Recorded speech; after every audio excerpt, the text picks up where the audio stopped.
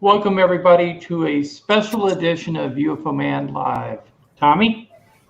Folks, I'm Tommy Highway and want to thank everybody for coming. We really appreciate it. We are doing this on a very special night because we were actually promised and expecting a report from the United States government to drop on this subject. And unfortunately, there has been a delay.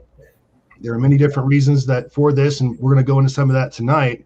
However, it was a done deal on the 1st. I mean, that's what the paperwork says. And once again, the United States government, for whatever reason, they just turn their back and just whatever.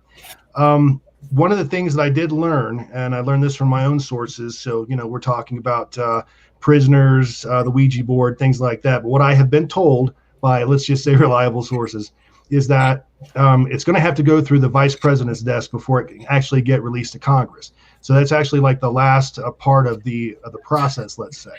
So once it gets to the vice president's desk, who knows how long it's going to be, folks. It could be a long wait, don't know. And then again, we don't really know exactly what we're going to get. But I'll tell you the thing about our channel and our message here, folks, is that we want to make sure that we're honest with you. And Tim and I, everybody knows that we're believers, but we don't approach this like we're trying to get folks to believe the way we believe. What we're trying to do, folks, is we're trying to actually provide you with all the data, information, and evidence, the latest and greatest stuff that we can actually come up with, or we've actually received from different sources and things of that nature. We also try to bring you some of the best content with some of the best interviews out there. And as a matter of fact, to that end, let's go ahead and introduce some folks on the panel tonight. Now, folks, we've got a great panel. Very honored to be here with these guys. They really know what they're talking about. Let's go ahead and start with Mr. Terry Lovelace. Terry, would you like to tell us a little bit about yourself? Sure, Tommy. Thank you very much. For those of you who may not know me, my name is Terry Lovelace. I'm the author of Incident at Devil's Den and Devil's Den: The Reckoning. Both are on Amazon. Both hit #1 bestsellers. Very proud of the books. If you've read them, I hope you enjoyed them. If you haven't read them, give them a look.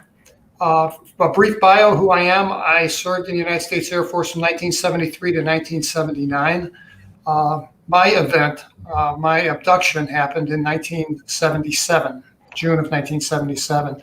I got out of the military in 79, finished a degree in psychology, went to law school, made my career in the law, which is why I didn't talk about this for so many years until after my retirement. And in 2012, I had a routine x-ray and they found a crazy thing in my leg. You can see it for yourself. It's at terrylovelace.com. I'm here today to join in this dialogue, and I'm looking forward to it.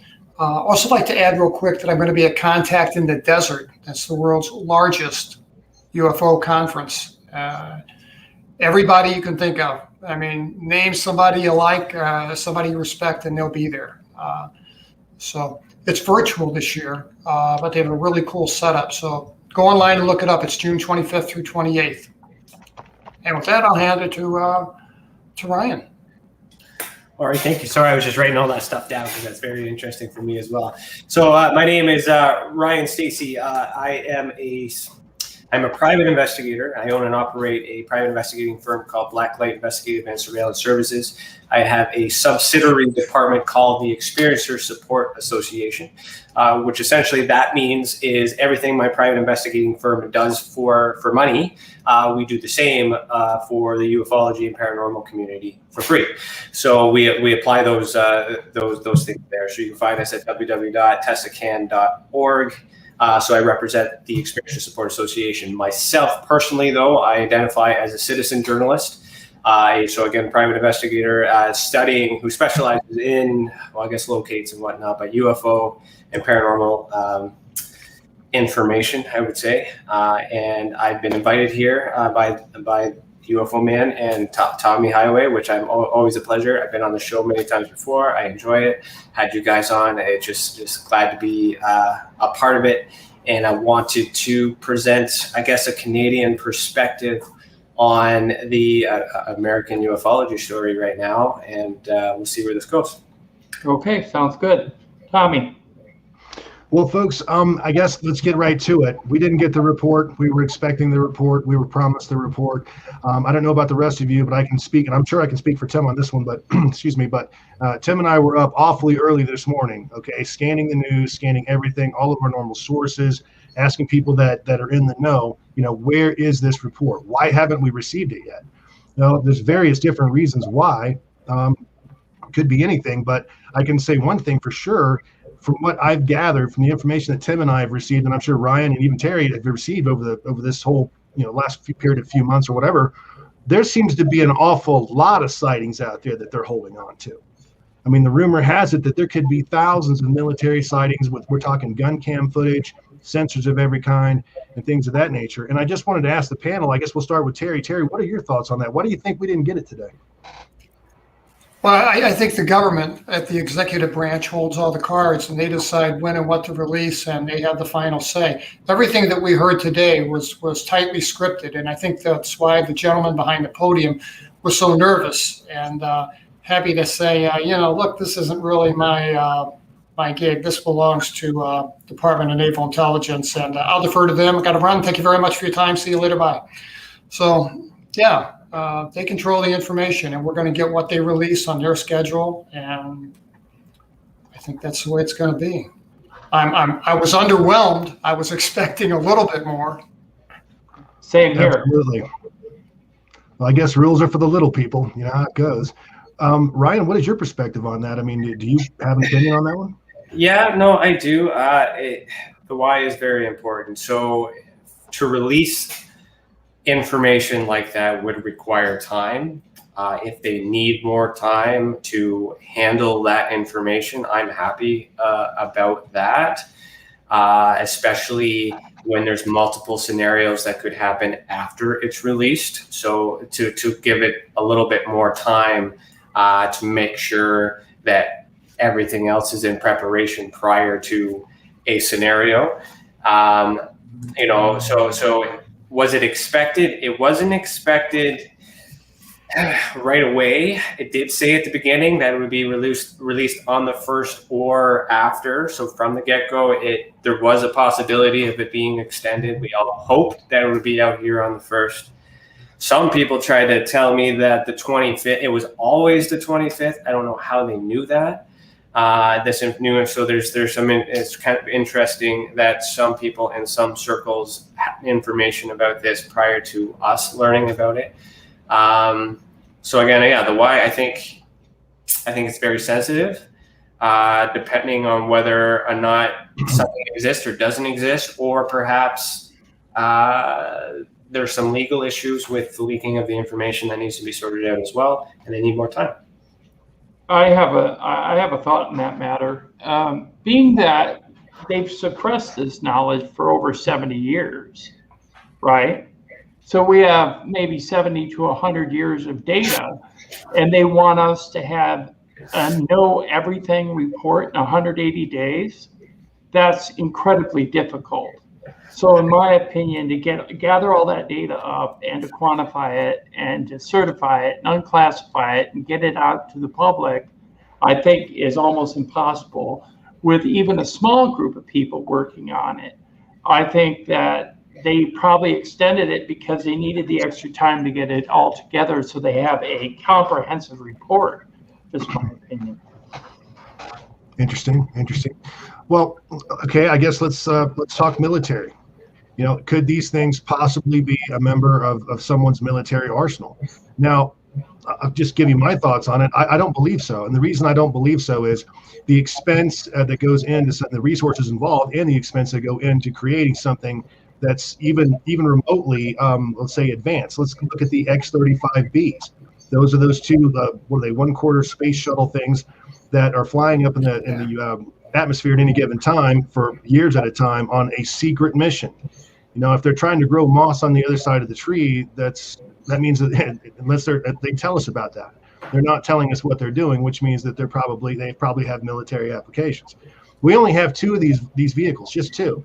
And the reason we only have two is because the expense that goes into creating something like that. So when we're looking at these videos where American warships are being swarmed by 50 to 100 contacts, I mean, what military, what nation state in this country could even afford something like that, even if it were possible? Terry, what are your thoughts? Well, I agree with you. And I think that no nation on earth has anything built like in a Boeing factory somewhere that can defy Newtonian physics. I just don't believe that. I just don't think that we as humanity has advanced that far. And I think that we're talking about disclosure. Really, I mean, it started December 17th, 2017, with Leslie Kane's article in the New York Times. Right. Once your disclosure about the Tic Tacs and the Nimitz carrier group and all that, and that hardly got any attention. And when I look at this, having been a former civil servant, I know a little about press conferences, and I know that Commander Fravor, who flew an F-18, does not have the rank or the ability to come out and make some kind of disclosure. That doesn't come from the military. That comes from the executive branch on down, or authorized by the executive branch. So I'm just scratching my head wondering why and why now, and what's the rush, and are they trying to get some information to us through their channels before we get it from somewhere else? Yeah, I don't believe it. Just reemphasize I agree with Tommy that there is it's not Russia, it's not China, it's not Iran. No, I don't believe that. Not with 50 to 100 contacts. That'd be like 50 to 100 TR-3Bs flying around. I mean, we wanted to buy, 160 stealth bombers. We ended up with 20, and that's how that stuff goes, because the expense of it all. And China is the same way. We had to look at China China wasn't really a super military or super industrialized nation, especially when it comes to electronics 25 years ago. Okay, they were a completely different nation. Their economic base was almost a joke. And now they've made some big strides over the years in technology with their space program and all of that, but it's pretty easy to build on the success and failures of others when it comes to that sort of thing. Now, that being said, if they had this type of technology, wouldn't we be seeing this in their economic sector, these kinds of power sources and things of that nature? And I mean, for that matter, to Terry's point, where's the factory building these things at? That's another great question. Ryan, what are your thoughts on it? I need you to reframe the question, just because there's just so much in there. So you want to know specifically my thoughts on why the technology exists? Whether or not you believe it's actually a part of someone's military arsenal. Okay. I believe it has to be possible. It should be. Whether or not it originated from this planet or not is a question after dissection. Again, a lot of possibilities on where it could be. We need to look at the fact that governments do have secret projects and secret budgets, or I wouldn't say secret, might be but extra money for in case of emergencies and things like that, which means that they have the means to protect and control some things for a whole bunch of things. So the question is why? So with the evidence that we have right now with the Tic Tacs, so we got to remember the Tic Tac video, the Nimitz videos are the reasons why, the push for information. We might very well just get an explanation on those two videos, because that's the only evidence that's been presented by these people at this time. So why would they keep that from us is the question that I would ask. So can it be military? Yes. Why keep it from us? Because of the ramifications that might come out of it, or that everybody's in conjunction, which means it could still be China, it could still be Russia, it could still be, it's just everybody's in on it. And again, to go back to the first question, as to why the document didn't come out, perhaps there are multiple parties that are involved in this, and everybody needs to be informed, and every government needs to be prepared for it. Because just like the pandemic, nobody was prepared for that, but now learning from that and the way that we've reacted, so yes, long story short, I do believe that it could be military. It also could be extraterrestrial, but we got to go back to whether or not we can confirm that Roswell was an extraterrestrial craft. Because on the Canadian side, we have evidence that the engineering of the flying saucers on the German side, crossing borders and things like that too. So what happened? What if technology, that same technology was worked on for 73 years and we're now starting to see it? So there is also a humanistic possibility as well. Doesn't necessarily mean ET. I hope ET. So on that context, yeah, it could be military. It should be. It very well should be. Otherwise, we don't have control of it, and there's a risk for security. I have to refer to Terry in regards to it. Could be your comment where you said it could be ET. In his case, it was ET. Most definitely. Terry, can you elaborate? Yeah, in 1977, the guy I worked with, two of us went camping, remote camping, out in the middle of nowhere in Devil's Den State Park in northwest Arkansas. And we saw a triangle that was a city block in length on each leg of the triangle and 5 stories tall. It's absolutely enormous. And, that we were taken from our tent. We suffered burns, flash burns to our eyes. We had some physical injuries that manifest. And then we got some harsh treatment from the Security Police Office of Special Investigations. And I think that the whole idea behind that was they were scared to death that we had a 36 exposure roll of film of this thing. And I'm convinced that they knew what we saw. But what we saw wasn't made at Boeing. There's just no doubt in my mind. And who was driving it, wasn't a human being. Mm-hmm. Did you see who drove it? I saw a guy. I saw one guy who walked like he was in authority. He looked like he was in authority. There was, I was standing inside. My friend Toby is next to me, and we're holding our clothing in our hands. And little gray guys are running all over the place. And this thing is huge. And we're like a big atrium. Mm-hmm. And this guy about 6 foot tall with a pinkish, chalkish complexion walked in front of me. And all I could move was my eyes. And I rolled my eyes and followed him. And he just, he carried himself with authority. So I don't know if he was flying the thing, but he was someone of authority. And he didn't look human at all. That's what I was trying to figure out. If you saw, I'm new to the story, to the experience, pardon me.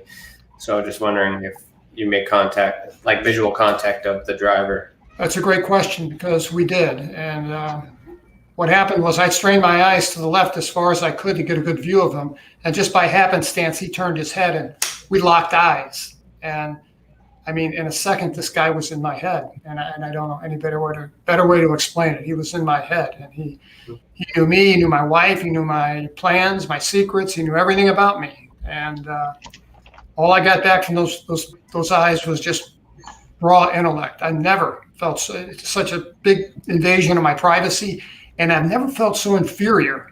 Whatever this thing was, it's 500 rungs up the evolutionary ladder from me.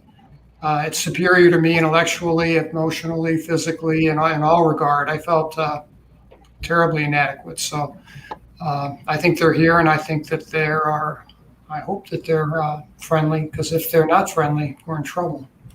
Right. Absolutely.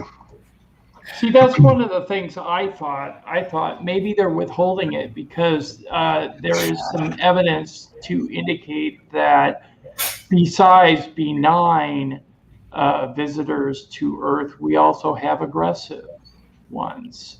And it could be, and I'm saying could because I cannot verify this comment, it could be that we do have aggressive entities coming here. And why I say that is because I know of a report where 2 Russian fighter jets were engaging an unknown object and they were killed doing it. Now, the Russian government never came clean to say how they got killed, but they were killed engaging a UFO. And this isn't just the first time. There's been several incidences. Think about the Fred Valentich UFO abduction where he engaged a UFO and he went missing completely. His plane, himself. And then recently, Tommy, you were talking about one. What was that? The Great Lakes incident where we lost 2 airmen that were dispatched during the Cold War to go out and investigate a UFO. We're talking, what was that, in the late 50s, I think? 59, I think, yeah. Yeah, and all of a sudden the 2 blips merged, and all of a sudden there was just one blip, and it sped off. That was the UFO. The plane was gone. Never found a shred of of wreckage whatsoever, even though Canada's military was looking for it, our military was looking for it, and we knew where it went down. Interesting. So Right. he's right. It's happened. This has happened before. The Iranian thing. What was his name? Captain. I can't think of his name. I can't think of his name. I can see him, but Back before the Shah of Iran was deposed, there was an F-4 Phantom, which was a fairly new aircraft at the time, and he was almost brought down. Terry? Yeah, no, I'm agreeing with you. I remember that incident. Yeah. Yeah, and this guy talks about it all the time, and these things have happened, and it's just, I think it's great that the United States military has finally come out and admitted that these things are in fact real. They're not a figment of the imagination. They're not a trick of light. They're not any of that stuff. They have physical mass. But again, if it's not our military and it's not someone else's military, and we can really make that reasonable assumption, then we're no longer looking at, and depending on how you look at it, we're no longer looking at a national security issue. We could be looking at a planetary security issue. Tim, what are your thoughts on that? well, yeah, I would agree with that. But then this is what I want to classify succinctly.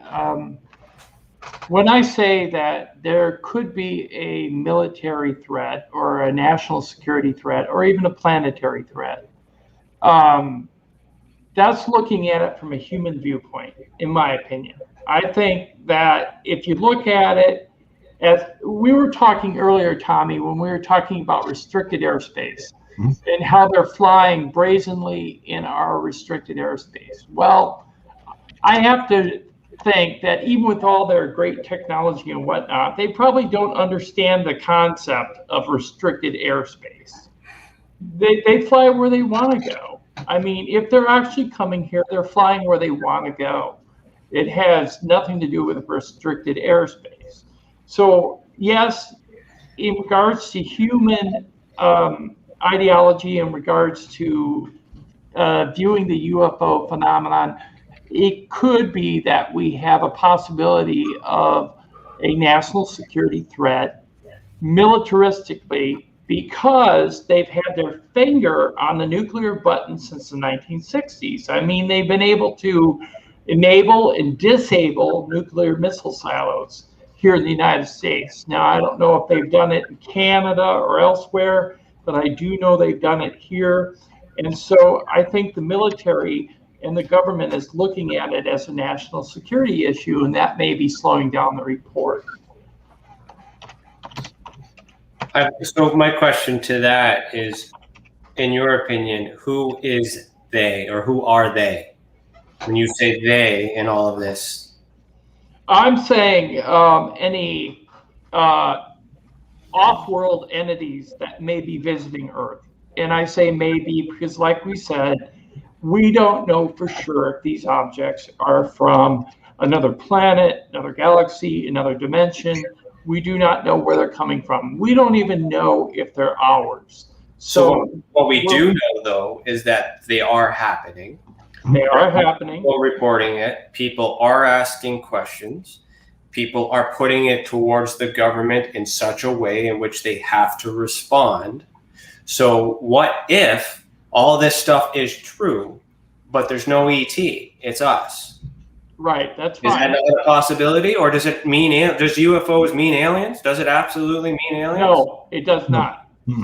Because we could be, and that's the type of explanation that would make sense to me, is that we got some technology. Here's a scientist that is famous for the technology. We kept it secret. Why? Because all these other things.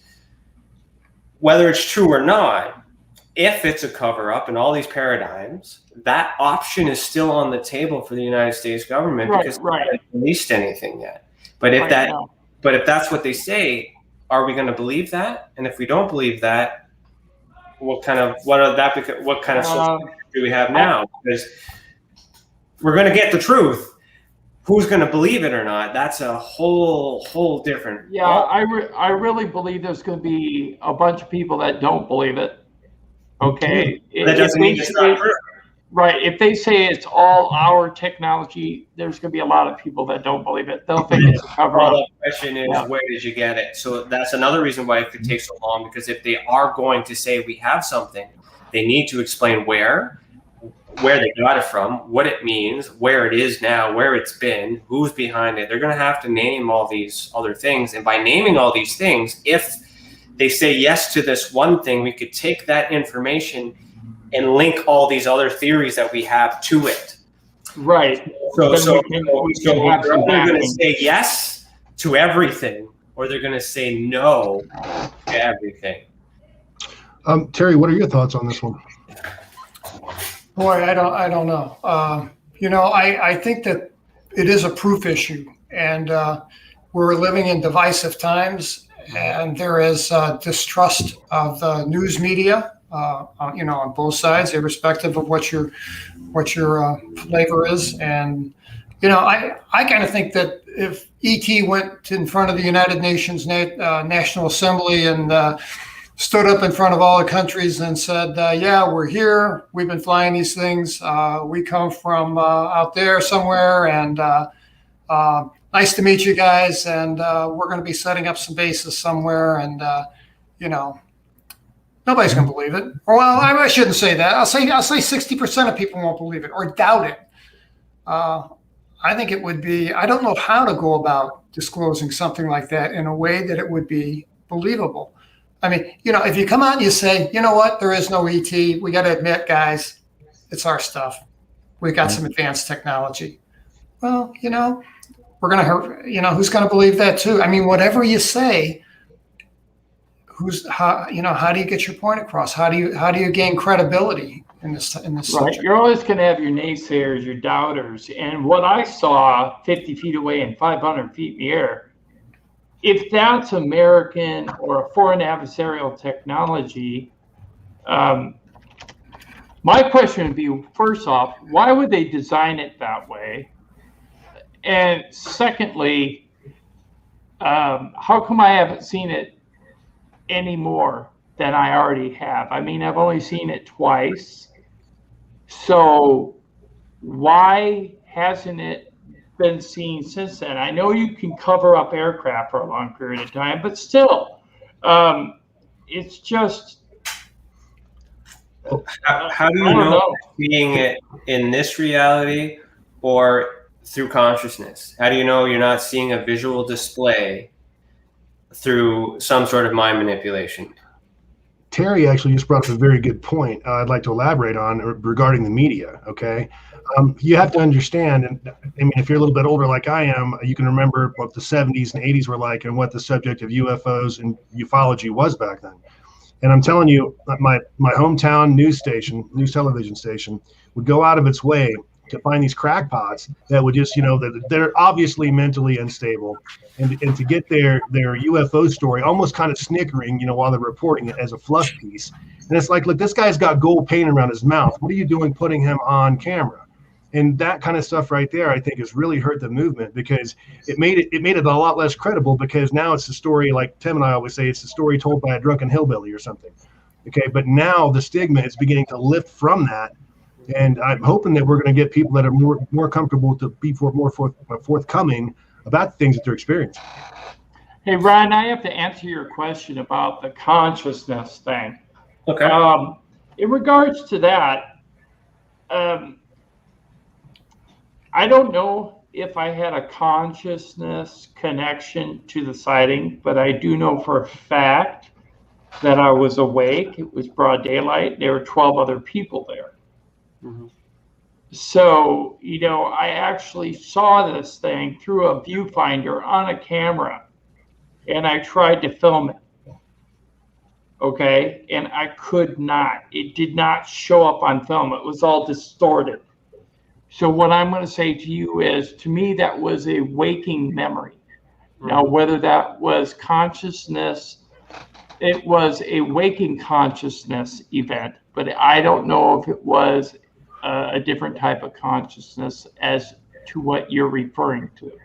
Well, I was just thinking as a possibility to explain the event as being real too. It's just, we're looking at this from a nuts and bolts point of view, but if you look at it from the paranormal or parapsychology perspective, with the MK Ultra, take that as in consideration that they've tested mind control and things. We know that that's a separate timeline. But if they were connected and they were successful in that 70 some odd years later, all these secret government tech projects, all of a sudden they worked, eureka moment. The reason why I see what you're saying. Videotape them is because it's inner mind, but because it's inner mind, we can't prove it, which therefore discredits anyone who says, I know what I saw. And the fact is we have more people coming forward saying I saw something and it looks, and we just happen to get these videos that are physical proof that could corroborate all this visual displays or mental displays. So it's a huge thing. Huge thing. Yeah, I see what you're saying. I do agree with that. Yes. To touch on Tommy too, when he was commenting about the stigmatism of all that too. So and to the other part where why can't they just show up and say we're here? If it is ET and they're not doing that, then someone has to be in control of the ET. So who's in control of them, and why if it's us, why are we superior to them? That doesn't make sense. So there's a lot of humanistic characteristics, the way that we evolve, that if we believe that these ETs are all powering and able to do whatever they want, they should just show up at any time. But why aren't they doing that? And if they're not doing that, they have to be controlled by someone or something greater than that. Otherwise, we're just speculating another part of the phenomenon, because this document is just going to give us information about the physical crafts that were physical nuts and bolts that were leaked by an employee that we cannot confirm definitively on how he left or how he was dismissed. We have his version. It's very possible that he could have been removed from the organization, and the government may have to divulge by their forced hand that he breached an NDA, and then by releasing this. Because for me, from a legal perspective, it looks like a pissed off employee who just said, "Screw ya, here's something." Because the other thing that I look at is the reactions of the people inside these videos. If it's staged, if it's a hoax, that's a possibility. But what if it's genuine? Even if it is genuine, that military observers observing technology that we can't explain on the outside isn't concerned at all. So there had to have been a brief. There must have been a brief to some point that they are calm and relaxed while observing such strange phenomenon that we on the outside are trying to understand. And that is why I'm concerned that this may be a misdirection. And because also, where are they testing or observing this? In the water, in a far place where nobody can verify or see. Where else would you test experimental craft that defies the laws of physics and all this other stuff? So in my world, when I'm looking at this from a criminalistic point of view, it's very likely that Mr. Lou Elizondo is a disgruntled employee who has leaked information that he wasn't supposed to have, and he's pushing back towards the government, and the government has no choice but to respond. That is a scenario. Right. They're like resign. They have to. Yeah. Right. They have no choice. Their hands are tied. But if that's the scenario, when they release the document, they will have to say that he was never part of this and he's a fraud and all this stuff. They'll have to defraud him to save face. Or he's right. You see what I'm saying? Everyone is jumping to conclusion that this is something. The government still has the upper hand. And with everything we believe the government is capable of doing, even though there's no definitive proof, are they going to use, this is the time, the only time they can use those tools to protect themselves. And if they don't, right, does that mean that none of all this other stuff was make-believe as well? And how much of this are we, So that doesn't mean that the ET phenomenon isn't happening. That could be something different. This could be distracting us because we still have a pandemic that we have not controlled yet. Why now? Because we're already down. We're already, that this just feels off to me. And from the Canadian perspective, our government we've asked, a couple journalist friends have asked the government to comment on this stuff, and they say they don't want to comment on anything that they don't consider to be credible. So that's our Canadian government responding to the ATIP stuff. Now, do they know something that we don't know? We don't know either, but if they're going to release this information, everybody has to be in on it, or everyone's going to be against them once they divulge it. So regardless of how this event has transpired, right, we're in a spot where something is going to happen after this day. So if it's going to take an extra 25 days before the world goes to Yonkers again for whatever reason, it'll take 25 days. Same here. Same here. You know, just a point that kind of in tandem is, you know, Lou Elizondo filed a complaint against the U.S. government with the Inspector General's office. Okay.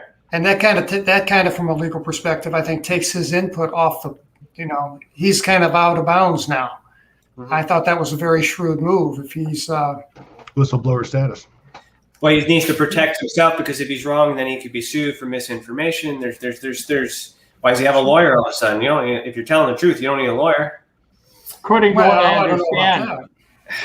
understand, Lou Elizondo was insinuating that that office was deleting his emails and not getting back to him. The government to release. That's why I'm saying this is all speculation. I want that document so that way we know which scenario we're looking with.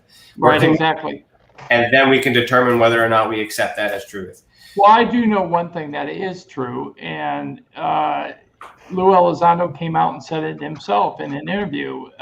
He was hired by the U.S. government as a counterintelligence officer. That was his position in ATIP, counterintelligence. So that tells me that he could be putting out information that's misleading the public.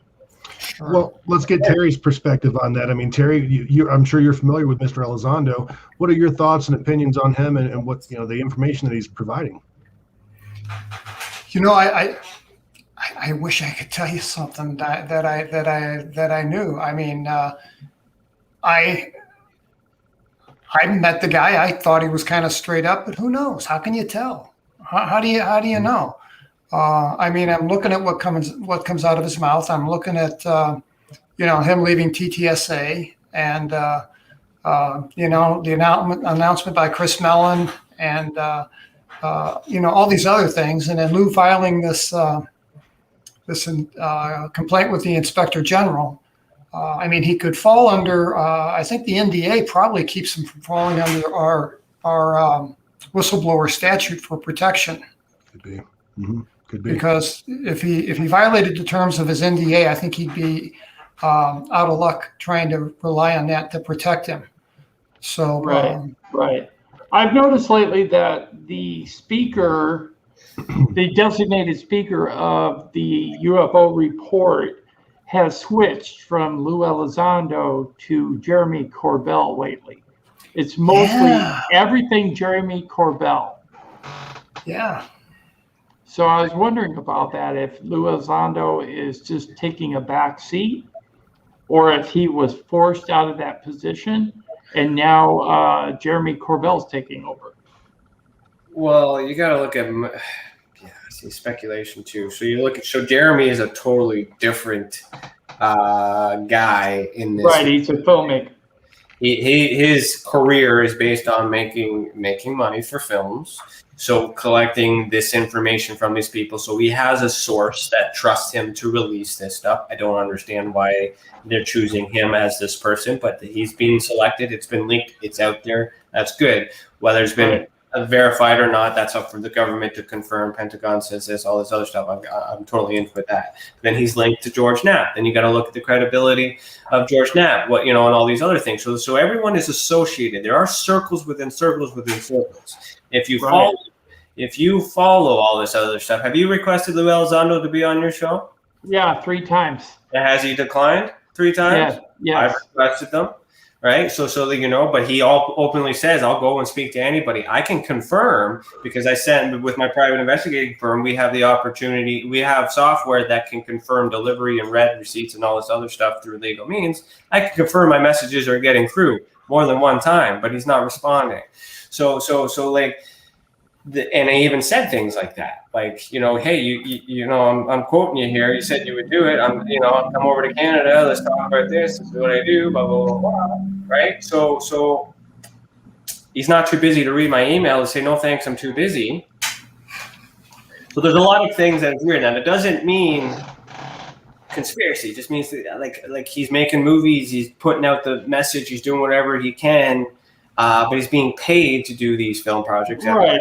Yeah, I wasn't saying that it's a conspiracy. What I'm saying is that Jeremy Corbell has taken over the position of speaker for the UFO report from Lou Elizondo. It's kind of switched lately in the media. Mm-hmm. Well, he's the one with the footage. So if he has possession of the footage and it's his work product, I mean, I think he has the right ownership of the right and the right to be the spokesperson in regard to that. So I guess time will tell how far he goes in that role. And if it's true, validated information, then he earned that role. It's his, and we honor him for that. If he's part of the information, the government will confirm that too, because they got to deny all of it. They either accept it all or they deny it. Because if they say UFOs exist, then the next person is, well, then did Roswell happen? Did all of the 10 significant UFO cases in Canada happen? It's much easier for them to say no. Right. Well, the government's a very fickle thing, even today with everything that's happening with this soft disclosure, let's call it, or whatever. As a matter of fact, and I haven't even told Tim this yet. I was told yesterday that being a part of this show means that I'll never get another government clearance again on private sector for the rest of my life. This was kind of a shock to me, but I was told this by someone yesterday that I trust. So it's still one of those subjects where it's still very taboo. It's still a very hot subject, and you're still going to have, like we've talked about before on previous shows, those people out there that, a UFO could literally crash into their family's swimming pool out back, and they're still going to find a way to justify that as being something else.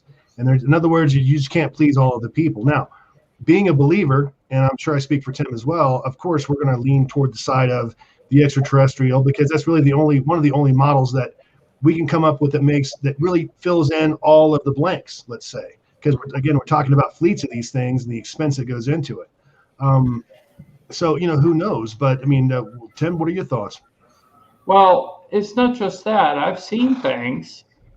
I actually saw a robed figure, okay?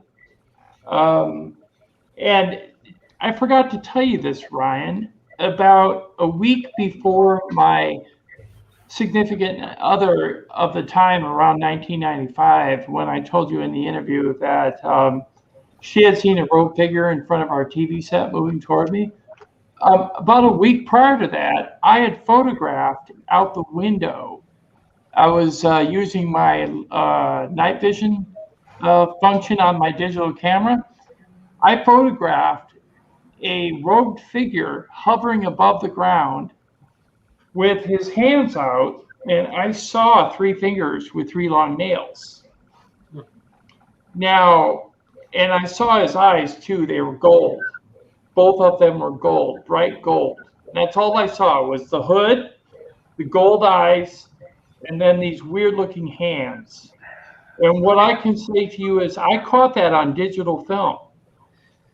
So what's interesting about that is I can tell you that I personally investigated some cases where I've asked experiencers to draw what they see, and those characteristics are common by many people that I've done with. So as far as corroboration goes, that is strange. Chris Bledsoe. What's that, sorry? Yeah. Chris Bledsoe's experience was with a very, very similar figure. Write that down. Yeah, so this happens. So seeing something like that tells me that, yes, I personally have corroboration of an alien event, meaning I do know that aliens are here in some form or fashion. I do not believe this was a person because this thing was floating above the ground. I could see the bottom of its robe. There were no feet. It was hovering above the ground. Okay. What I'm going to say to you is this. If that's the case, if we have technology like that makes absolutely no sound, where a person can hover above the ground in a robe and project gold eyes and have fake hands, then I will think that is something else. But in this case, I would say no. You know, Tim and I both have had experience with non-human entities, and I can only speak for myself, but it changed me. I mean, I'm a changed person after that event. That was an epiphany for me that, you know, human beings aren't the top of the food chain. And I get your vibe, Tim.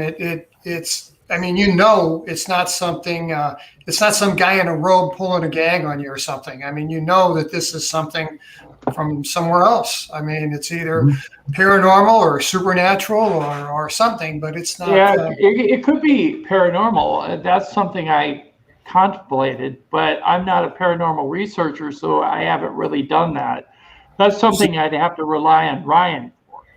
Well, the thing is I'm also not leading with a full tank of gas in the sense that I've not had an experience where I've seen these things. So for me, it's really, that's why I'm able to be neutral, because I believe the possibility. I believe that there's so many accounts that make so many, like I said, that corroborating evidence for me. You're saying something that I heard for the first time, but that ticks off to me that a bunch of other people I've spoken to before. So there's some commonality there. That evidence exists. What that is could be, you know, like the paranormal side is no different than UFOs.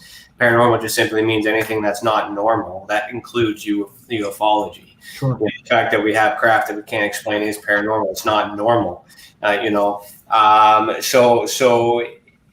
To take the ET perspective and apply it to paranormal, just simply, or actually the other way is easier. Paranormal to ET would be technology. So telekinesis, how the way that the ET could communicate through telekinesis is also the same way that these apparitions or these ghosts or these ghostly figures could be appearing, because it's sensory displays. It's affecting our mind through some sort of technology or some transmediumship, however you want to explain it. But we need to capture one or the other to study it, to confirm it. So it's no different than ufology, which is the study of things that are unidentified, and you cannot study unidentified flying objects if you don't have one.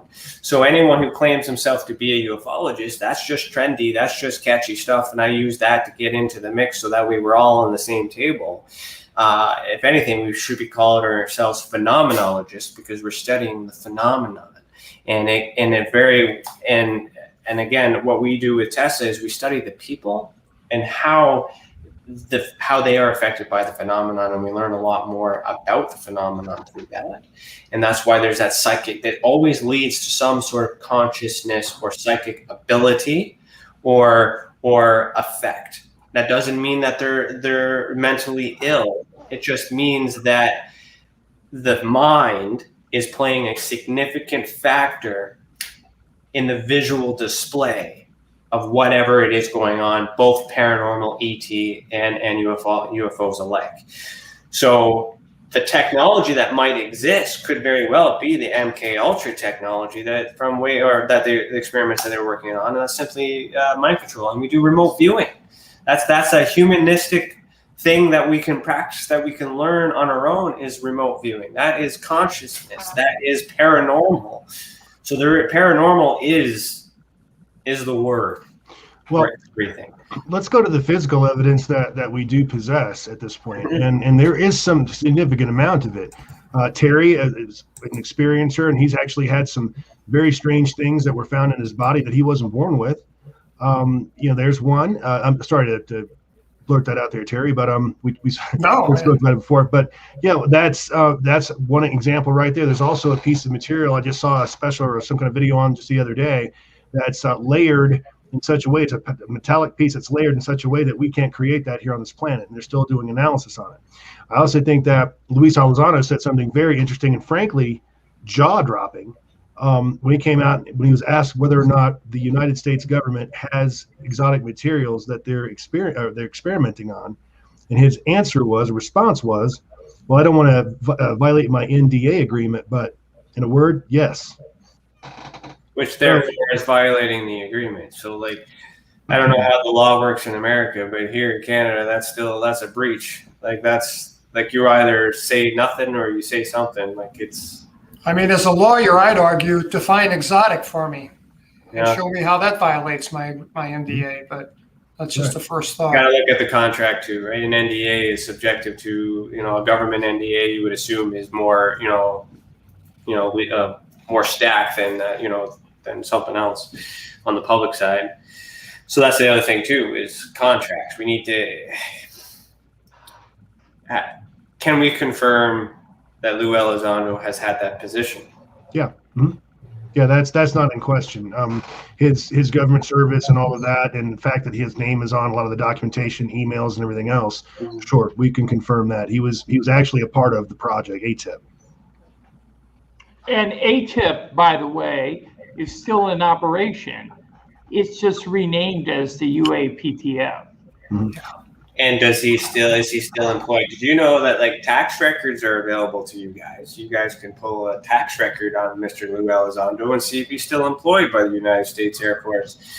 That's available. I just saying, you want to figure out whether he works for it or not. Somebody in America can pull that. I can't. I'm Canadian. I don't work there. He's pretty vetted. Yeah. No, I'm not saying he hasn't done service. What I'm saying is, like, I've done service too. I've served too. It's just what I'm saying is that what the facts are, according to Lou, is that he worked for this program. He was given permission to do this. He was given information to leak. And then later on, it wasn't leaked. It was unclassified, allowed to be classified.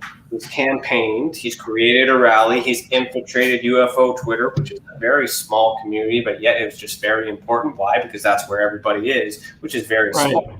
Now he's going around circulating, campaigning this idea, forcing the government to do this thing.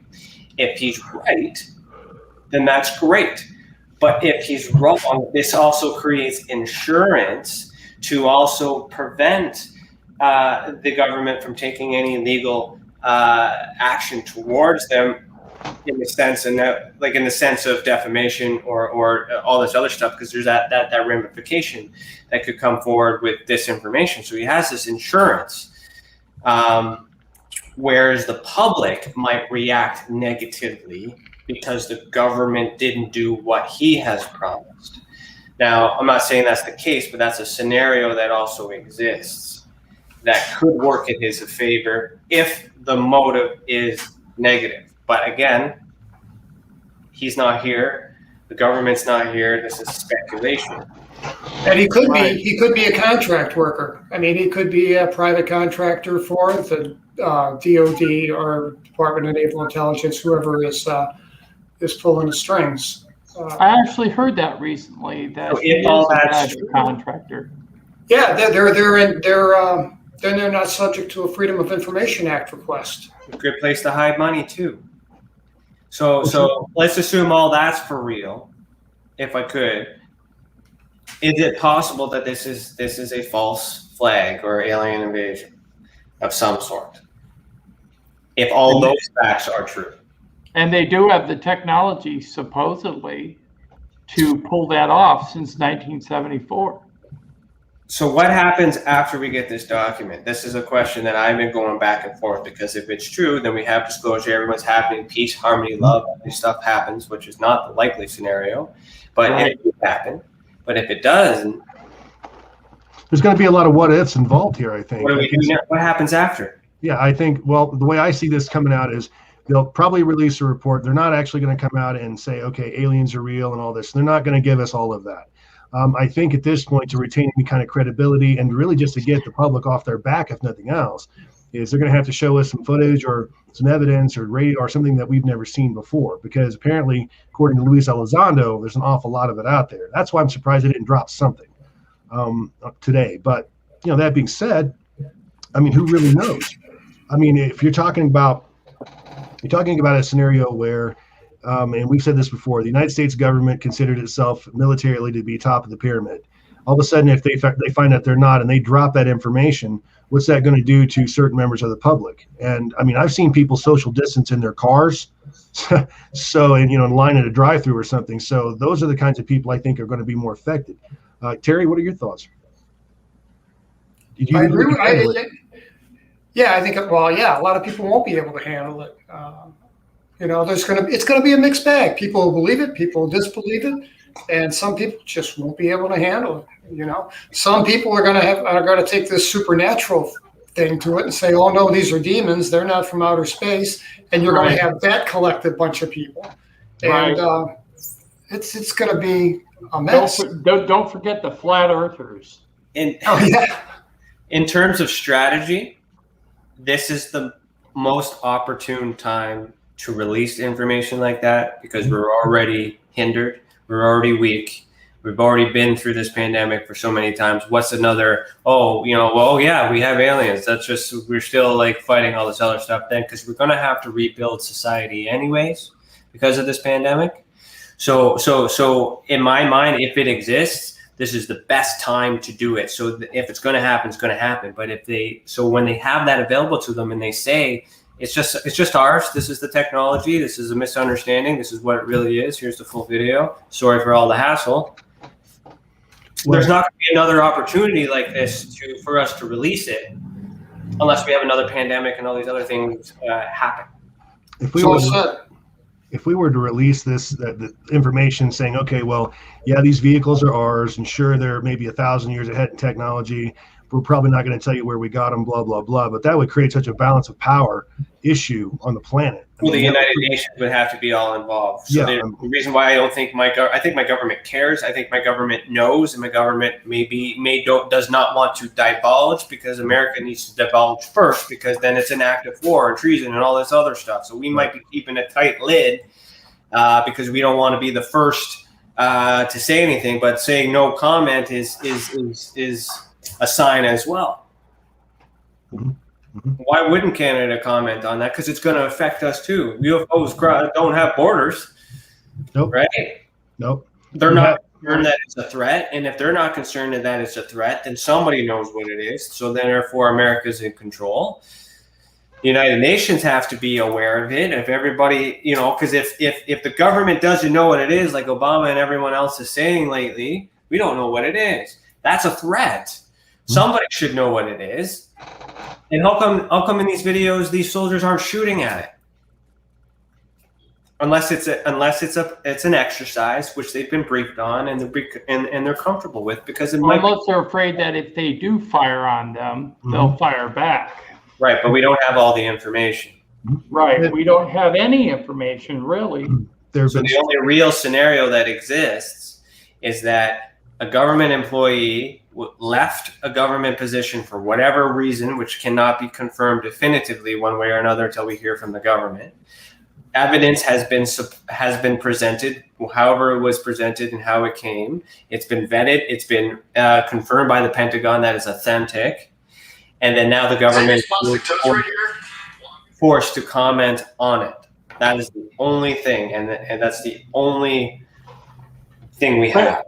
But you're talking just about Lou Elizondo. What about Chris Mellon and Daniel Ratcliffe and other people that have come forward? Even Obama. Jeremy Corbell, ex-President Obama. What about them? That puts the pressure on the answer.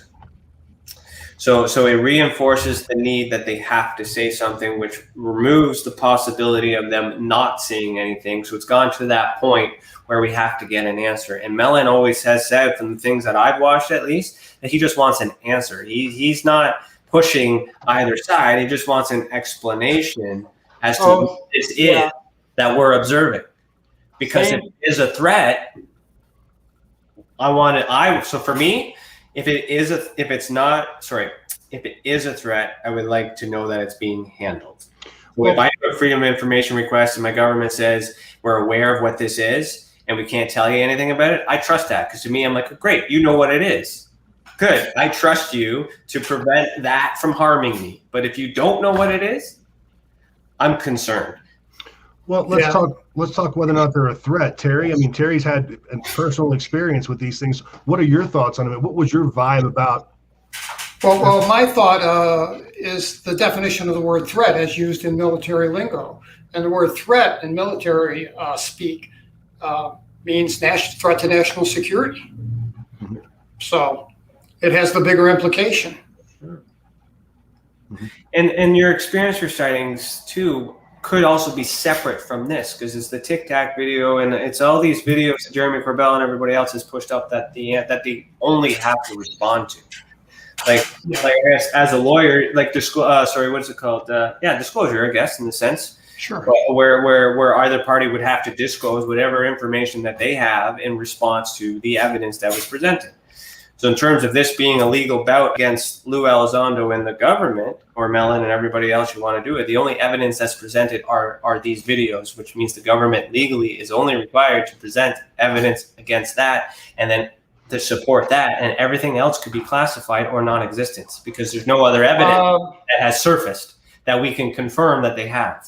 Yeah, but that's not what the congressional mandate required. The congressional mandate required everything that is known about UFOs at a government level in the United States in 180 days. Everything. That doesn't mean just the videos that were released. How can you confirm whether everything is what's inside this bottle or what's inside this bucket? How do you know that this is the container that says UFO based on your request? How do you know that they're going to give us everything that they have? Everything would be millions of documents. Yeah, it would be millions of documents. So that would be impossible. You couldn't count every piece of paper and be able to say that something is missing when you don't know.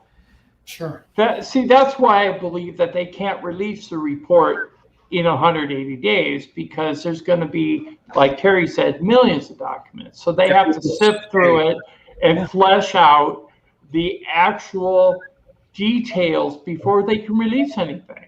Or they just say, hey, this is ours, this is what it is, here's the explanation, any questions? And then that's save the paperwork. Yeah, U.S. government's not going to do it that way. No way. If anything, even if it is ours, then they're going to come up with some other sort of way to find some kind of plausible deniability into it.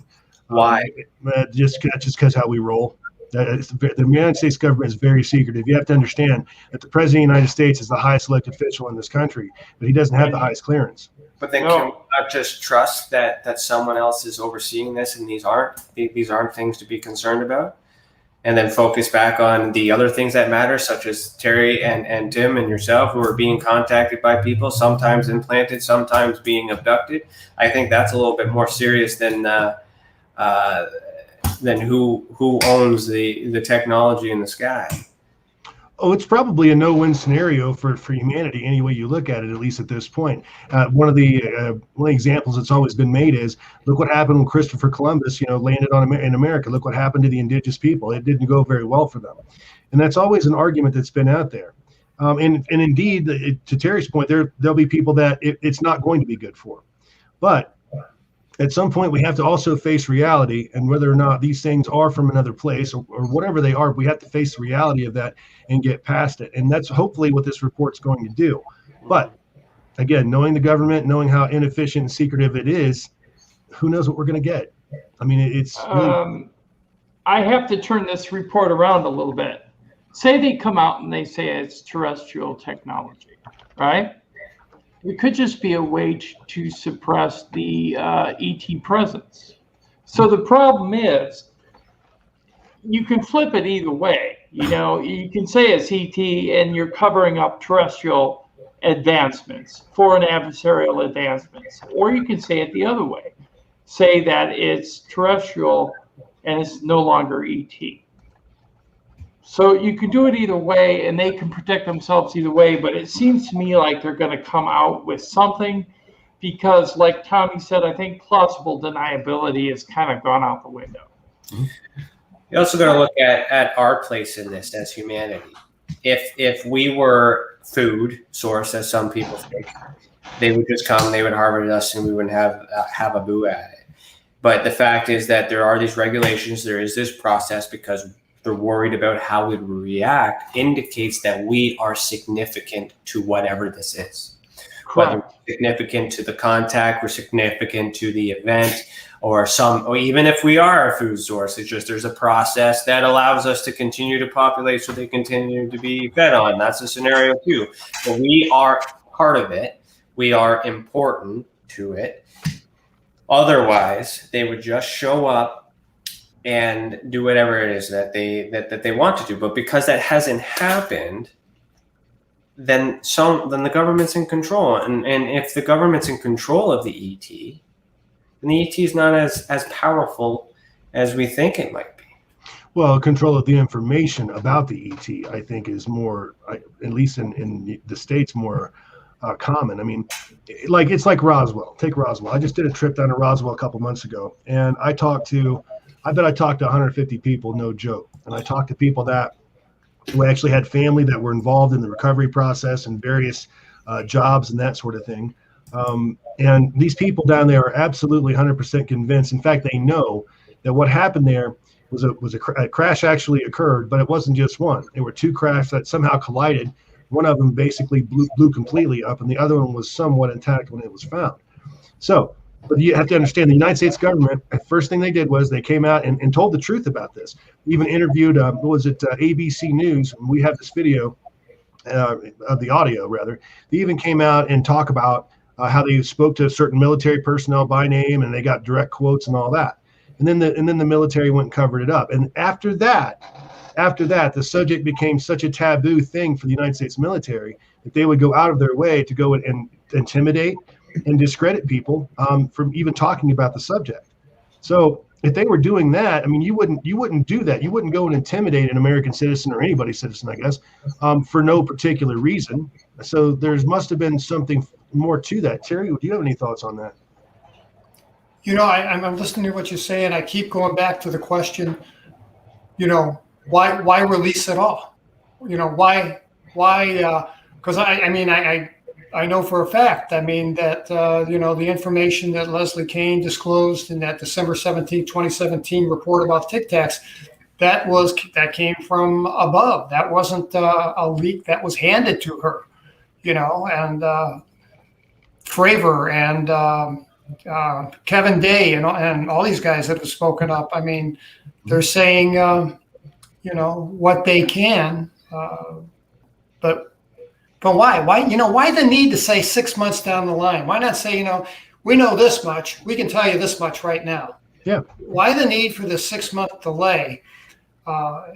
It just makes me think. It just makes me wonder. Do they want to give us some kind of information because they know that something is coming that's going to be hard for them to explain? That they're not going to be able to say, well, yeah, they are real. We forgot to tell you guys. That's a good point. That's another scenario I was thinking of too, and especially with all the governments have to be involved. It's like putting the flag on the moon. Everybody has to be in the loop, and if somebody has the answer, it's a matter of whether we tell you before someone else does. Right. And they want the upper hand because they still want to have control. So like the Vatican, for an example, if we get into that part, when they deny the existence of ET for the longest time, and then all of a sudden they put out an observatory to look out into the stars, and then when questioned about it, their roundabout way of explaining extraterrestrial life was saying that our God is so significant that it would be naive of us to think that he didn't create ET as well. So ET is in the equation, but they still say face and control by saying that that same God is responsible for them, not that they are God of us.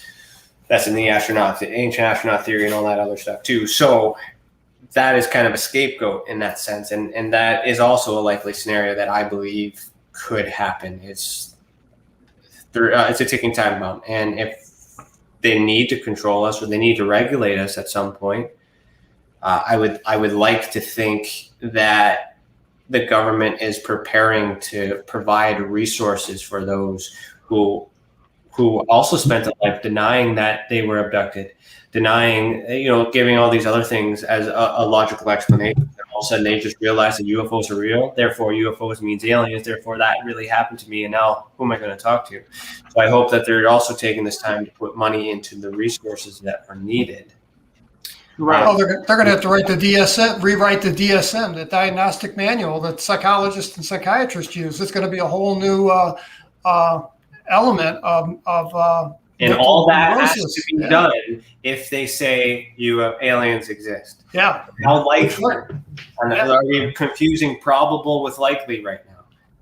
Right. So I have a question for each of you, Ryan and Terry. If you hear from our government that aliens are real, how would you react? Well, it depends on how. Terry, you go first. I would believe it because I personally believe it based on my subjective experience and my objective experience both. So, yeah, I would say, yeah, I agree. I'm there. I'm with you. So in what format would they be telling me this? Is this a press release? Is this a document? If it's a document and a press release from the U.S. government. So then there's corroborating official from the Pentagon. So that document has supporting evidence that links an explanation and names a photo of a great standing right there holding hands with him. Everything we need, the smoking gun. Then I'd be like, well, I guess this is it, I mean, I'm concerned. I come from a position where I need to look at the evidence. So I try not to put opinions until I see the evidence. But if the evidence is in front of me, I will accept it. But see, my aggression and my fear and my logical explanation is not coming from a debunking point of view. It's coming from a fear that that one day it would be possible. And I feel for the people that may not comprehend or understand that. So my background with the Experience Support Association, the whole reason why we created that is to provide that bedside manner, that mental health support, if we can. It's coming from my security and private investigating firm background, because we have that psychological aspect that we can apply to that. Now we refer them to professionals. Ideally, but they're very rare that we can find a actual licensed and accredited professional in mental health that will touch this taboo. But we do have some private resources that we refer to. So from my position, I worry that the world is going to overreact or be sad, depression, all these other things, anxiety, all these things come with it. And my concern, the evidence for that being likely, is how we handle the pandemic.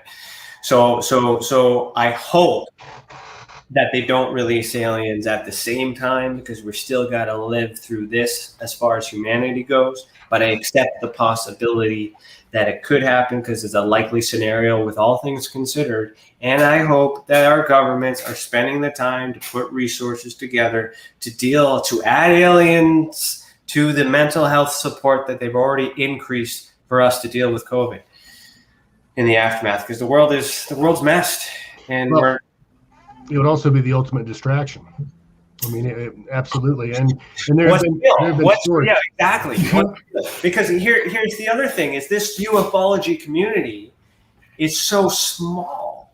Because when I look at this, it's big to us. We're in it. This is huge. This is thing. But our audience is so small in comparison to the world. So now it's starting to get into the world media. But Canada has only touched it twice. I recently learned that this Mellon video on CTV was a paid for coverage. So it's not like Canada had requested it. They just wanted to circulate all the other stuff. So that's kind of strange, but maybe they just wanted to do that, but Canada didn't reach out for it. So the fact that our global media or our national media isn't jumping on the bandwagon means I'm concerned about that, because maybe it's not that big of a deal, or they're part of the disinformation too by keeping us suppressed. We don't know. Our governments do a whole bunch of other things, but the nations, this is a world issue. Unless Canada knows something that they're not telling you. What's Paul Hellyer saying? Well, there are reasons. We do have an agreement to report our sightings through service documents to the United States Air Force. So what happens after we do that? The assumption is that they take over the investigation and they have control of that. So if they're releasing information, then more than likely we'll get that information on Canada's side too. Our NORAD space is here in Ontario in North Bay. So there's all that stuff is connected. There's no joke about that. But also nationally, the way we handled the pandemic, we're also trying to get independence as well. There's a lot of struggles between borders with the way that we're dealing with everything on a whole. So why not? If it is technology, maybe we just might build our own. There's that national government struggle as well. So it's either a threat, it's either an American issue, no offense, or a global issue. And then if it's a global issue, then the United Nations need to be in on it. But Canada so far isn't talking about it. So that's where I'm confused. Brian, have you heard anything from Paul Hellyer in regard to the topic? Not directly. He's getting up there in age. I've reached out to him. I haven't personally seen anything. Anyone like the other people that's talking about this in Canada too, we're focusing on America because we could get answers too. So my understanding with Paul Hellyer again. So for those of you, I don't know how much you know about the Canadian history, but when Roswell had crashed, so when that event had happened on the border and all these other things, gross and all that other stuff, we initiated what was called the Project Magnet. Wilbert Smith was the head engineer for that. That went on for to 52, I believe, and then Project Second Story, which is Project Theta. So all that other science review engineering stuff in Ottawa, and then the service documents were created for that joint information service between Canada and America somewhere around 1960. Then the UFO continued until like the 70s ish, and then they stopped, the RCMP and everybody stopped investigating until like 1994, and then nothing. But Canada has been very transparent with UFO disclosure because they have a database that shows they've released all the information about UFOs that they have many, many, many years ago. A lot of the Canadian patriarchs that we have here have had that information. They've written books about it, but they never released it. We're slowly combing through it, releasing that information because it exists. No one's ever done anything with it. And from what I understand through the government contacts that I had spoken to as to why this hasn't been released, they don't know why it hasn't been released. It's always been available. Canada might have some answers that could assist. Case in point, the document that I just released put on our website is a RCMP interrogation report where they interrogated a German soldier or a German engineer, that crossed the border and wanted to give information to the RCMP about how to build a flying saucer. And this is in 1952. And with that, he was interrogated. That interrogation got passed off over to the Royal Canadian Air Force, where he was interviewed the next day. And then that same day, the next afternoon, he was interrogated by the NRC, so the National Research Council. And at that point, the National Research Council determined that this individual wasn't knowledgeable enough to understand how the technology worked, how to design it, how to fly it, and deemed him not credible. But what that document is saying is that he crossed the border. He was interrogated by 3 different departments within the Canadian government, and our National Research Council understood the German flying saucer technology so well that they were able to determine that this man was lying in order to get a free pass into Canada or a free ride home back to Germany, depending on what the motive may have been determined according to that document. So what that tells me is that Canada knew from the get-go, the information has been, maybe they just made it public and nobody has run with it yet, and I'm just finally catching up to it when it's too late. I'm talking 10,000 pages of information that these messiahs in Canada could have released years ago, but didn't. And that is a question that I'm working on solving as well as a PI, because there's disinformation here too. See, I do believe that the U.S. government has had, and I'm not saying necessarily our upfront public officials, the ones that we see every day on the news. I'm thinking about the officials that work behind the scenes. I think that, and this is not just speculation, I have read many reports that there are reams and reams and file cases of incidents and events and sightings and photos and witness testimony from the moon and from everywhere else that show craft that have no design qualities that would be considered something made on Earth. And so because of that, I figure 70, 80, maybe even 90 plus years of recorded history. I think disclosures already happened. I think the problem is they released it when we asked for it. Nobody could comprehend it and was able to do anything with it, or it got suppressed by like, we released it, but we need to put in this measure so it never gets out. Some sort of tactic in that sense. The answers are there. Yeah, we were told that ships are real. We were told that the physical crafts are real. Okay. Yeah. What everybody was waiting for was confirmation from our government, somebody in authority to say, hey, son or girl, that craft is being piloted by, I'm just going to give you, for example, a praying mantis being. Okay, let's just say that exists, even though that's all just supposition. If somebody told me that, I would have a tendency to have a difficulty in wrapping my mind around it, but I would be open to the opportunity because I've been indoctrinated by media and by movies and everything else over the years, and my interest is in that area, so I'd probably accept it more readily. But other people would be freaked out. Absolutely.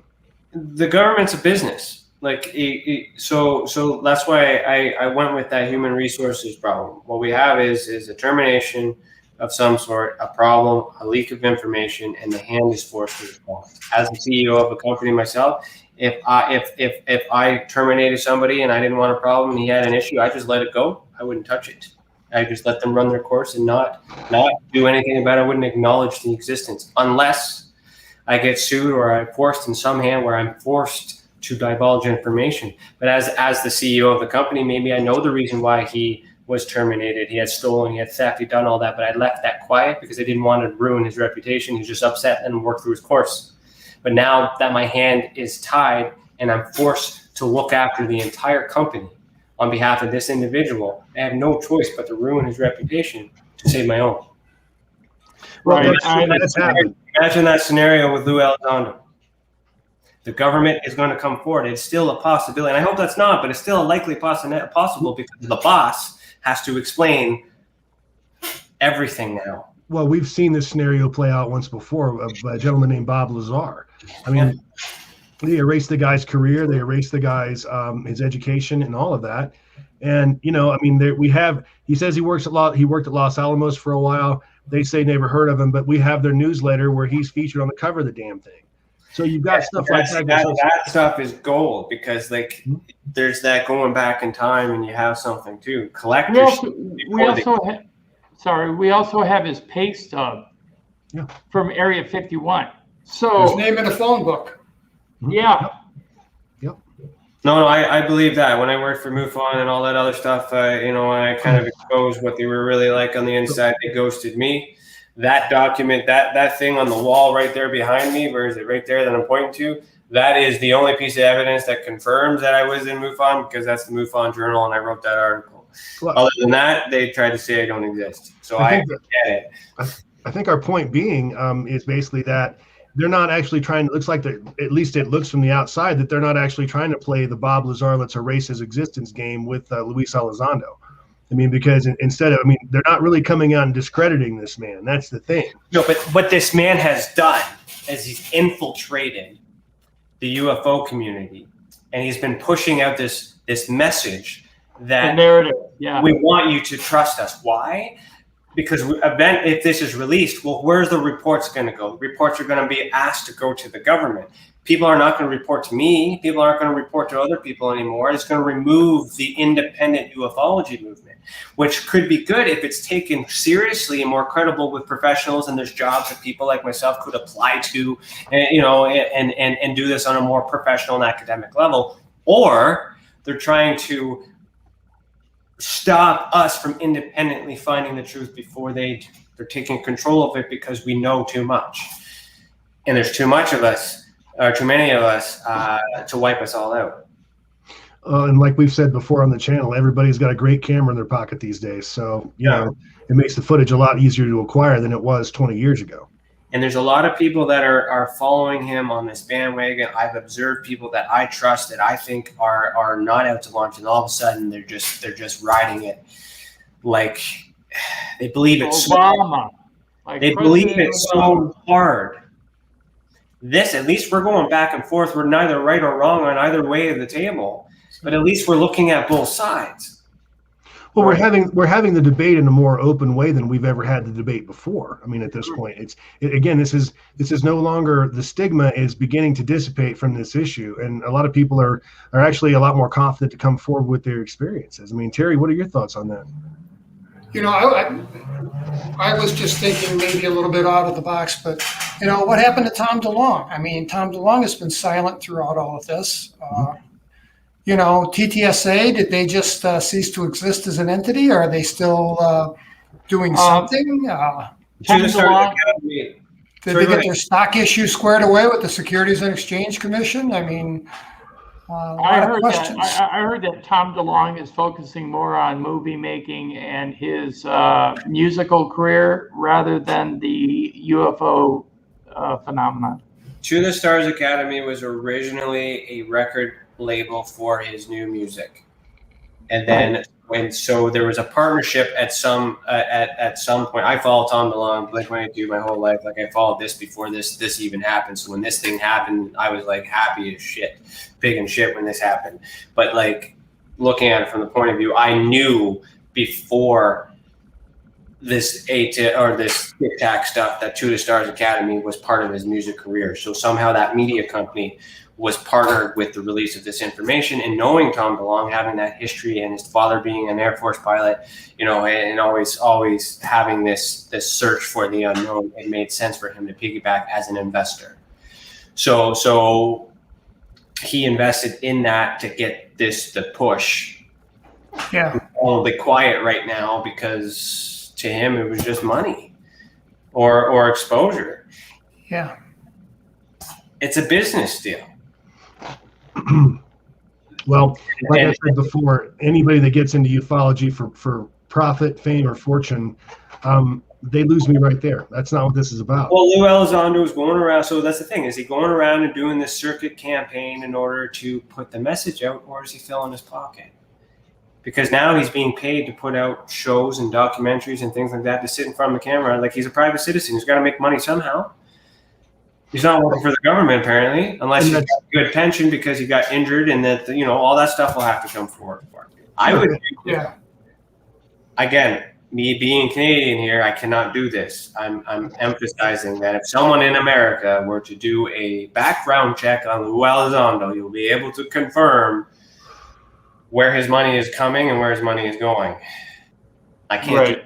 I've done that to everybody in here, and that's why I know what I know, because behind this is an individual who has a life, who has a family, who has a backstory. Yes, he was a soldier. Thank you for your service. And all that stuff paints good to making this perfect Messiah. But he could still be lying to us. Right.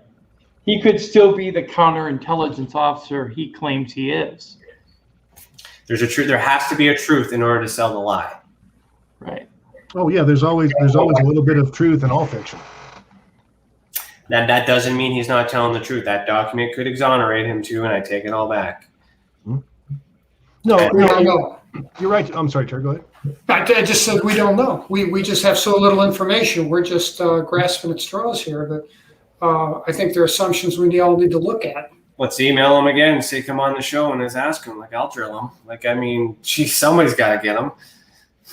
Well, again, we're trying to get him on. We're confident he was part of that project. I mean, there's just too much information out there. The other colleagues that he's worked with that are in different branches and levels of the government and stuff. So, I mean, he was at least part of the project. Is he lying about what he says? I can't say, but we can say with some certainty that he was part of ATIP.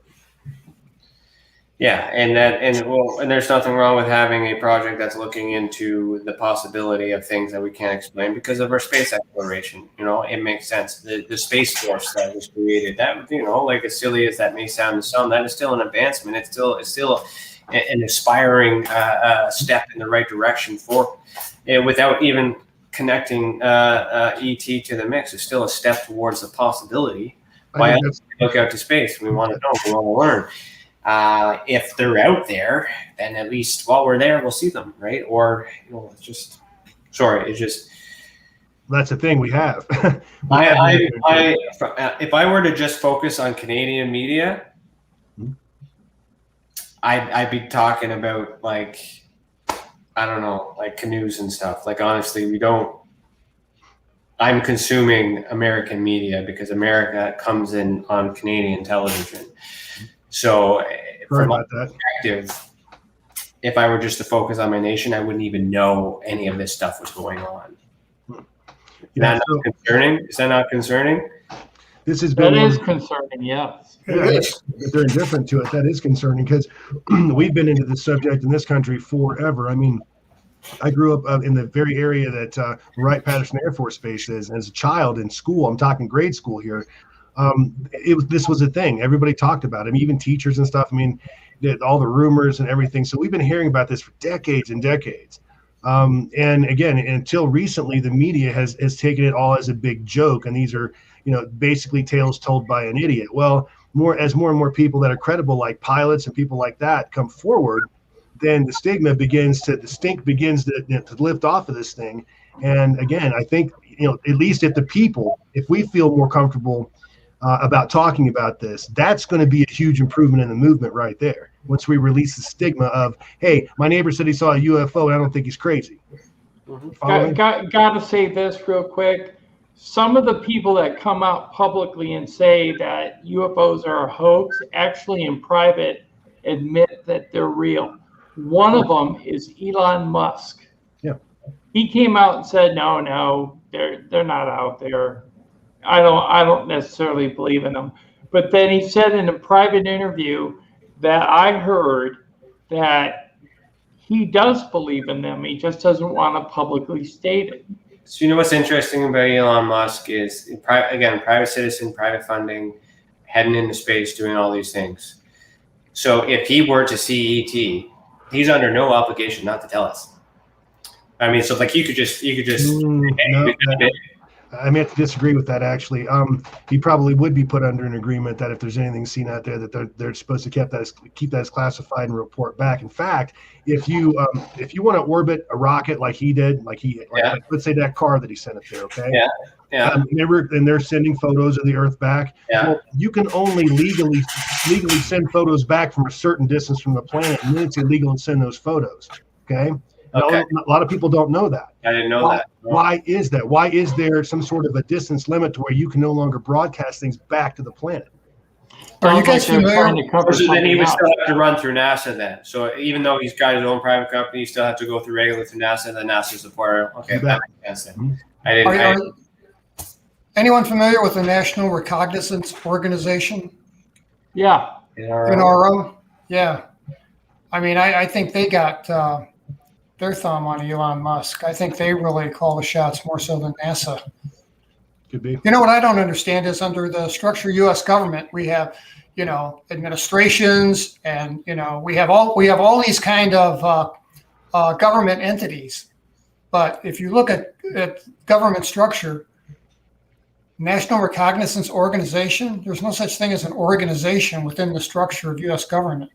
And they were heavily, they were totally like a secret operation from the 1960s forward.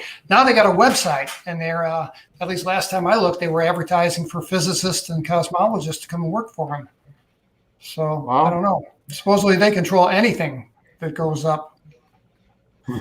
So a thought just came in too, looking at the evidence as well. So the things that these videos have in common is that they're over water or they're near water. So the Navy are the ones that are reporting these. So is there any effort to look in the water, or are we all assuming that it's in space? Supposedly that's going to be part of the release, is that they actually have tracks from nuclear submarines and sonar pings and things like that of things moving just 100, maybe 1,000 knots underwater, and nothing does that. Right. We don't have anything. I think our fastest attack sub goes like 100 knots tops. That's the stuff that's been disclosed. It's still possible. Right. That's been disclosed. Right. Because we need to protect in case we go to war against our allies. Even though we're allies, we still need to have something that's got the edge in case something happens. It would make sense for every government to have some secret project to have that edge. Well, I did see that was released today. I saw it today, and I don't know exactly the paper, but I did see it. It was an underwater drone that the United States has that is hypersonic underwater, which means it can go 1,000 knots. But it's unmanned, it's a drone. And it said if they mass produce them, it will change maritime standards dramatically. That came out today, Terry. I never heard that. Yeah, that's interesting. So there's a next possible explanation of new technology that we just got. That's amazing technology to have. Yeah. And it's been around for a long time. This isn't something that's new. We're talking about incidents that date back decades. I mean, we're talking about incidents that happened during the age of propeller aircraft. Well, evolution, exactly. So when I go back to that Canadian document that talks about how the NRC was aware of how the Germans manufactured or engineered the German flying saucer, fast forward all these years. Yeah, it could very well be that we're seeing advanced technology from however they obtained it then, whether that was, whether German, created it themselves or they retrieved the craft, because I think there's a possible date before Roswell's or not, somewhere in Germany. I think there's a story like that. 1929, I've actually got footage of a flight test of a Haunebu disc in the eastern section of Berlin, not East Berlin, because East Berlin didn't exist at that time, but eastern section of Berlin. It shows the disc lifting off, hovering, and then coming back down. And it's a Haunebu. And that was in 1929. It was a flight test. It was verified and confirmed. Yeah, fast forward, right? They just got, so look at the phone. How big was that? Look at computers. How big were the computers? Fast forward, now they're in our hands. Mm-hmm. So could this technology just be a condensed, more higher advanced version of the same technology? Sure. And we know that we can remotely pilot drones. Sure. So just because they're small enough that humans can't fit in it doesn't mean that they're not piloted by humans back on a base.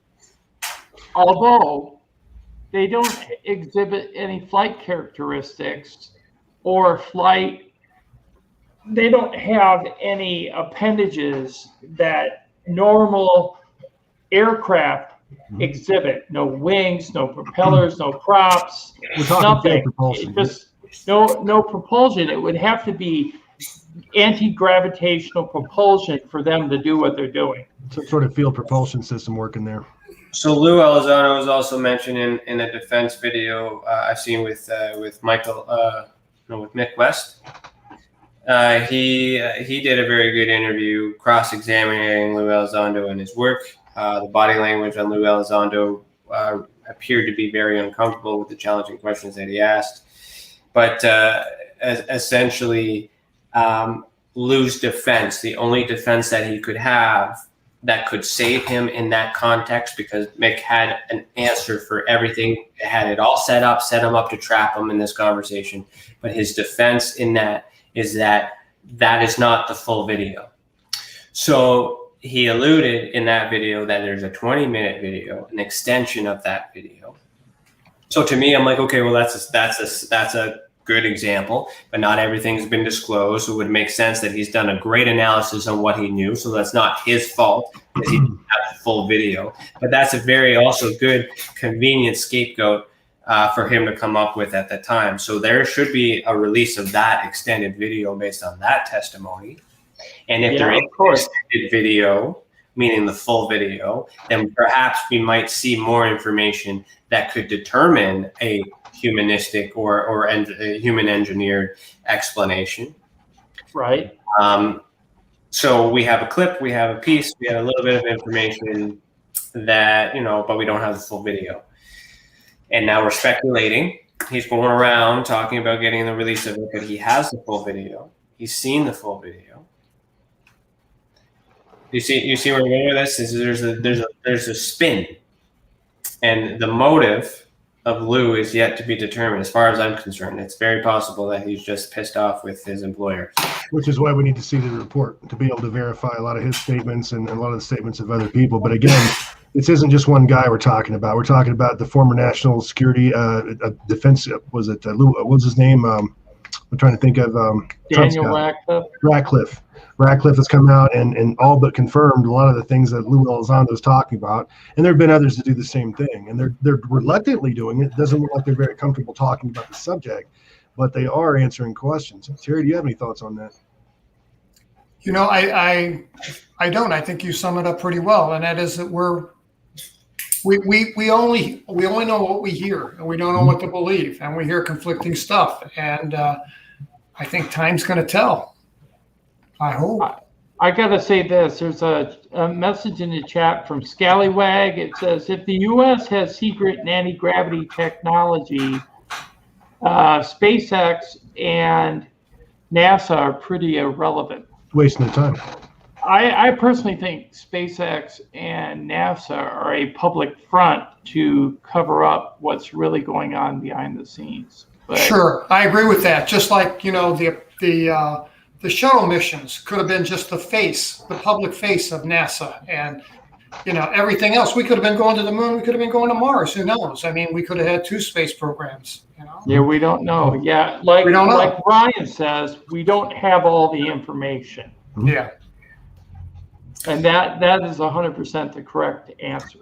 And I appreciate that. Thank you. But it doesn't mean that my mind doesn't bother in either way, because I got involved in this because I believe as well. It's possible. It makes sense.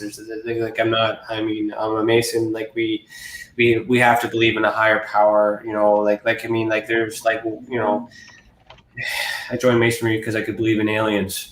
So that works in Masonry. But so trust me, I want this to be the real deal. But my professional background of analyzing people, studying, profiling, evidence tracking, to collect evidence to present to a lawyer, I'm not confident that Lou Elizondo is presenting all the evidence to paint himself as this messiah that everyone claims him to be.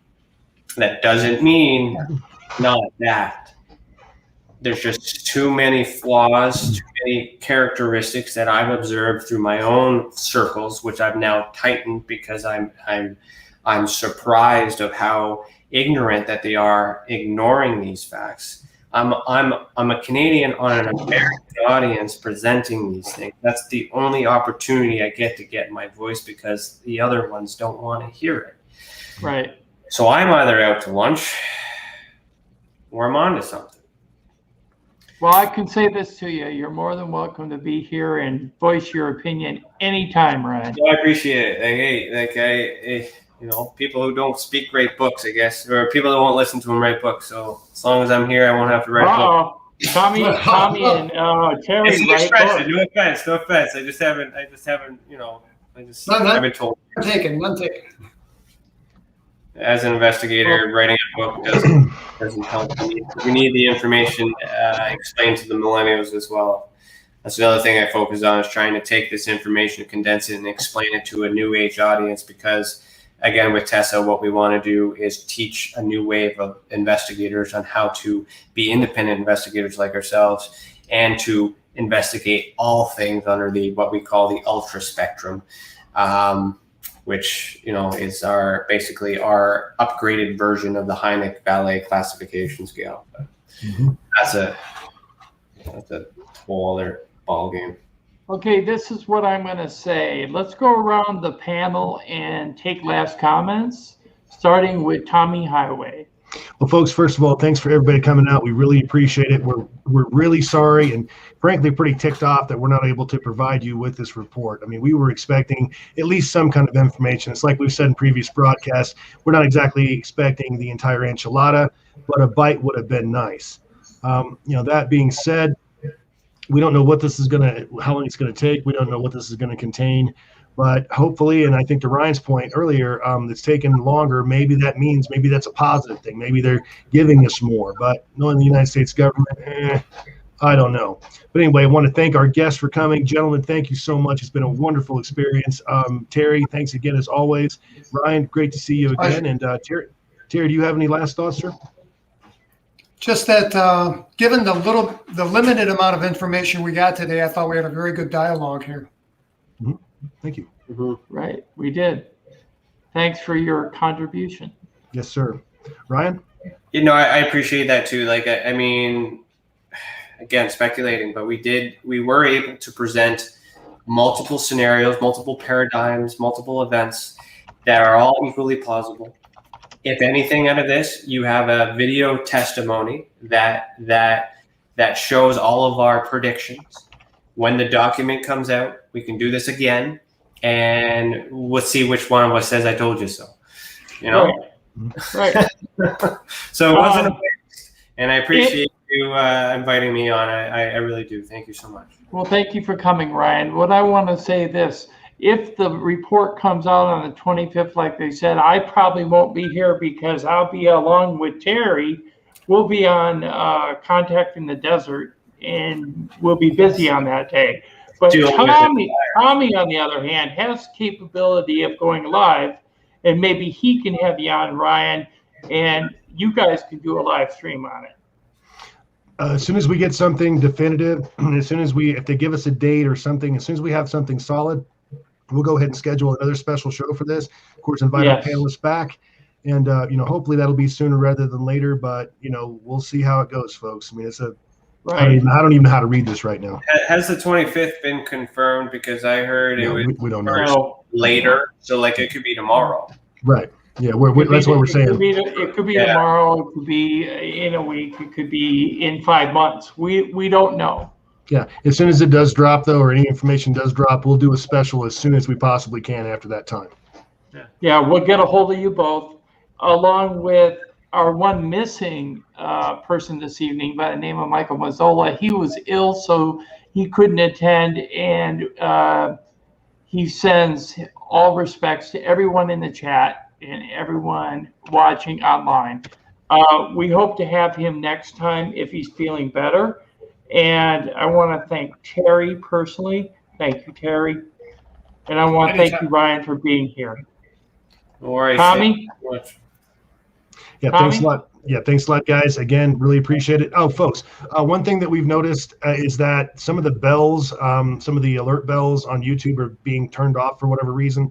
So we'd like to go ahead and remind everybody, if you would, go ahead and make sure that you just reset your bell. Just go ahead and hit it again. Make sure that it's lit up. Also, please check out our website. That's www.ufomannetwork.com. We've always got new stuff over there, so we appreciate that. And again, thanks for coming out. Also, check out our new Patreon page. We took somebody's advice and set up a Patreon page. So if you're interested, come over there. We've got lots of cool stuff that isn't even on the channel. And if you're interested in discussing your alien abduction or any paranormal events, go over to tesacan.org. Is that correct? You're welcome. Yeah. And you need to visit terrylovelace.com. Very good site. He talks about his abduction at Devil's Den, Arkansas State Park. Please go over there and check it out. He's a very credible source, very honorable friend. Same with Ryan. And everyone in the chat, thank you for coming. And everybody who watched online, thanks for coming. And as always, good night.